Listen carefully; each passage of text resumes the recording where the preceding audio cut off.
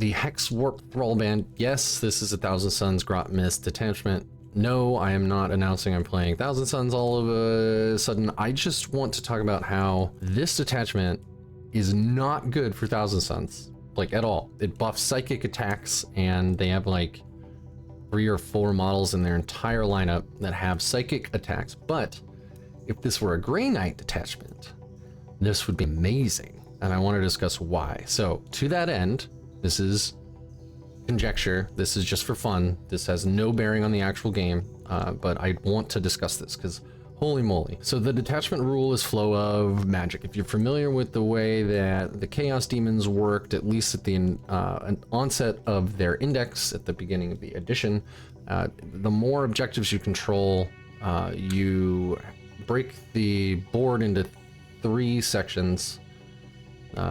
Enemy deployment, your deployment, and no man's land were all used to that, and then the more objectives you hold in these various areas, you turn on this flow of magic buff. Your deployment zone is always within the flow of magic. If you hold at least half of the objective markers in no man's land, then you turn on flow of magic there, and if you control at least half in your enemy's deployment zone, you can turn on flow of magic there as well. If flow of magic is turned on, you get buffs. If you do not have flow of magic, you just get reroll wounds of 1 for all psychic attacks. Not bad. We have such limited access to rerolls. It's basically the Grandmaster going into monsters or vehicles and the Vendread aura, and that's about it. And the command reroll, obviously, but like that's it. So this would give us army-wide reroll ones to wound, which is nice. If, however, you are wholly within your flow of magic, each time you make a psychic attack, you get +1 to wound. That's amazing. Silencers, Psy Cannons, Nemesis Force weapons, all just get +1 to wound. That's amazing. We have struggled the entire edition with having access to decent anti-tank. Having Lance as a keyword on our Nemesis Force weapons has been talked about for eons for a way to like let us punch up. This effectively does that. For everything though. Psy Cannons as well. Silencers even. Not that this makes the silencer much better, but the Psy Cannons start to get real good in this detachment. To that end, we'll head on to the enhancements now. Arcane Might. This one's crazy. So obviously we have to discuss keyword changes and definitely point changes, but Arcane Might is add 1 to the strength characteristics of psychic weapons equipped by models in the bearer's units. It's a whole unit. While the bearer's unit is wholly within your army's flow of magic, add 2 to the strength of psychic weapons equipped by models in that unit. So as this stands right now, and there's no way this would stay 20 points, you could grab a Grandmaster and 10 Paladins. They'd have 6 Strength 9 or Strength 10 Psy Cannons and a whole bunch of attacks at Strength 8 with potentially +1 to wound, at least rerolling 1s to wound on their Nemesis Force weapons. This could not stay 20 points, but this is amazing. And you start to see how this really would buff and be very good for Grey Knights. Too bad it isn't. Empowered Manifestation. Thousand Sons model only. When the bearer's unit is wholly within your army's flow of magic, you add 6 inches to the range of psychic abilities of the bearer. Specify a range, including rituals which don't matter for Grey Knights. And if you take a hazardous test from a psychic weapon, you can re-roll it.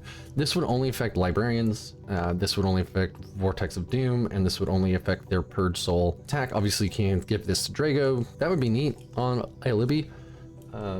You got a 24-inch Vortex now. That's cool. Pyrrhic Onslaught. Thousand Sons model only. While the bearer's unit is wholly within your army's flow of magic, add 3 to the attack characteristics of ranged psychic weapons. So this is the bearer only. If this was the entire bearer's unit, you could again like have a second Paladin brick with a GM in it, 6 Psy Cannons, all with 6 shots now instead of 3. That would be insane. How I think they could buff this one specifically is just change it to ranged and melee. So like you could have a Grandmaster with a Psy Cannon with 6 shots, and then you'd also have 8 attacks. You could stick this on a Brochamp.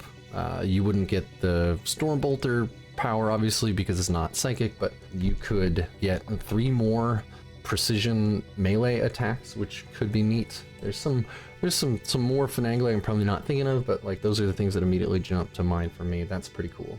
And then the Noctilith Mantle. This basically just means that the bearer's unit is always considered to be within their flow of magic. So you always get the +1 to wound, regardless of where you are on the board.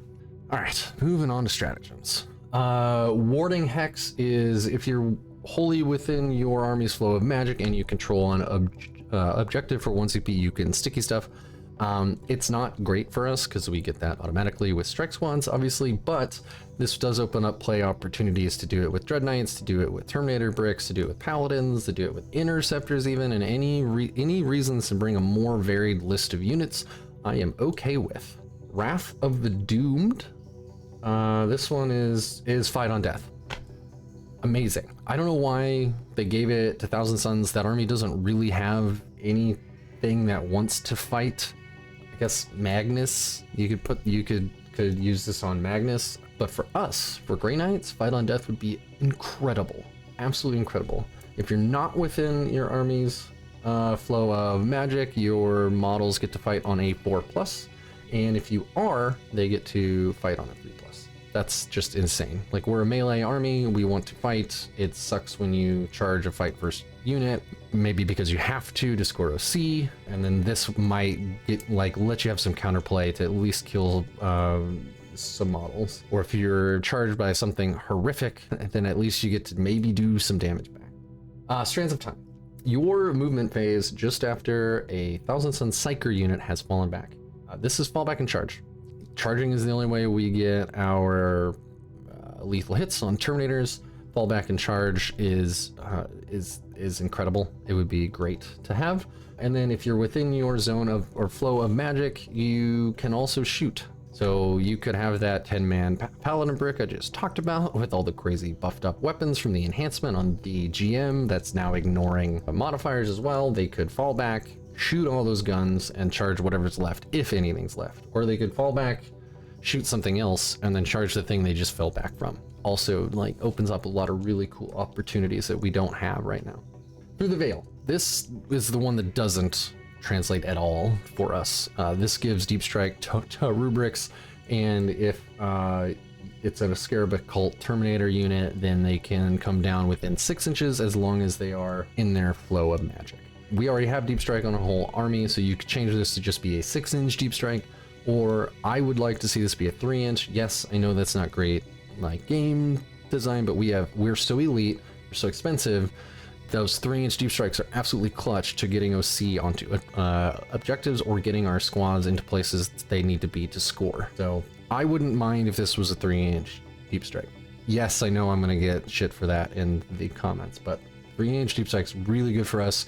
We've had it since at least 8th edition, and I'd like to keep it. Scouring Warp Flame. If you're within your flow of magic, you can target a unit. That whole unit's ranged weapons get ignore cover. It's fantastic. This one doesn't even specify psychic weapons. This is just all ranged weapons.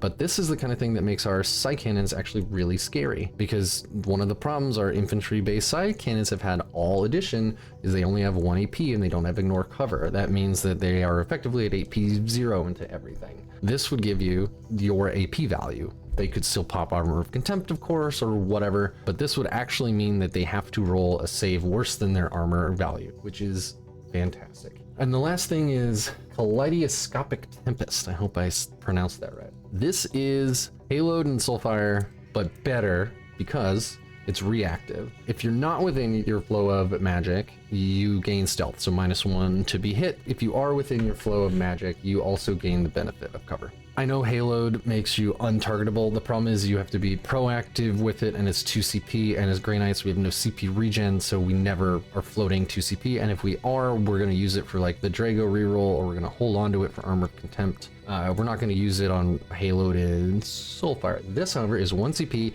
it's reactive, -1 to hit, and potentially also gives you cover. So we're a 2-up army, we want to stay on those 2-ups as much as we possibly can. This would help us do that. I realize, again, this is not a Grey Knights detachment. This would be a fantastic Grey Knights detachment, though. I am curious to see if anybody who watches this had also plays Thousand Sons has any input. It seems like they're going to need to do a massive ritual overhaul in the data slate to make this do anything. I don't play Thousand Sons. I've managed to dodge Thousand Sons in every tournament I've gone to in 10th, so I haven't even played against them. Let me know in the comments below as a Grey Knight player or a Thousand Son player, like, what do you think? Does this give you hope that in the future, when the Grey Knight's detachment is announced, that it'll be good? Is this something you'd like to see? Does this seem fun to play? Remember that our army rule is never going to change. We're always going to have up B Downey. We're the only army in the game that's always going to have up B Downey. We'll be able to put our shooting units where they need to be for maximum effectiveness. Our psychic weapons could potentially be even better. In melee, it'll let us punch up like strength 8 paladins with +1 to wound. Suddenly there isn't anything in the game you're not wounding on like a 5 or a 4. And obviously I know like the numbers of these things need to be scaled and changed, right? You could add AP or instead of attacks or whatever from through the veil, but you know what I mean. Like this, the fact that this would change the psychic keyword from being a straight detriment to an actual buff is so cool, because we've been sitting on the fact that the psychic keyword is just bad for the entire edition. Let me know in the comments below if you like this kind of content. Like, comment, subscribe, share, all that stuff. There's a link down below to my Discord. It's very active. And stand by for an announcement about the upcoming NoobHammer Invitational that will be happening this month. And then also stand by for a video for Deathwatch and Grey Knights. And with that, I'm out of here. Thank you for watching, and don't forget to call your parents.